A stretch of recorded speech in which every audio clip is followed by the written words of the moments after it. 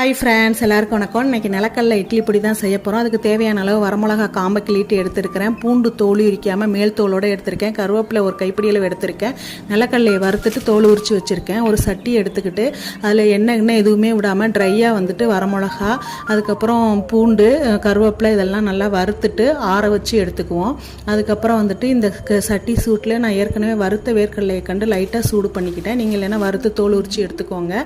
அதுக்கப்புறம் அதை மிக்சி சாரில் மாற்றிக்குவோம். நார்க்கடலை இப்போ மிக்சி சாரில் போடக்கூடாது. அந்த சட்டி சூட்டிலே ஒரு டீஸ்பூன் கல் உப்பும் சின்ன சைஸ் புளியும் எடுத்து அதையும் சும்மா சூட்டோட லைட்டாக வறுத்துட்டு நம்ம இதோட சேர்த்து அரைச்சி எடுத்துக்குவோம். குறைன்னு இந்த மாதிரி மிளகா அரைச்சி எடுத்ததுக்கப்புறம் நம்ம நிலக்கடலை லாஸ்ட்டாக சேர்க்கணும். சேர்த்துட்டு இதை பல்ஸில் ஒரு 30 செகண்ட் ஆர் 1 மினிட் வச்சு இதை எடுத்தோன்னா இந்த மாதிரி குறைன்னு அரைச்சி எடுத்துக்கணும். நைஸாக அரைக்கக்கூடாது. இது கூட நல்லெண்ணெய் சேர்த்து சாப்பிட்டோன்னா தோசை இட்லிக்கெல்லாம் அட்டகாசமாக இருக்கும். மீதியை நான் அந்த மாதிரி பாட்டிலில் ஸ்டோர் பண்ணி வச்சுக்கிறேன்னா 10 நாள் ஆனாலும் கெடாது.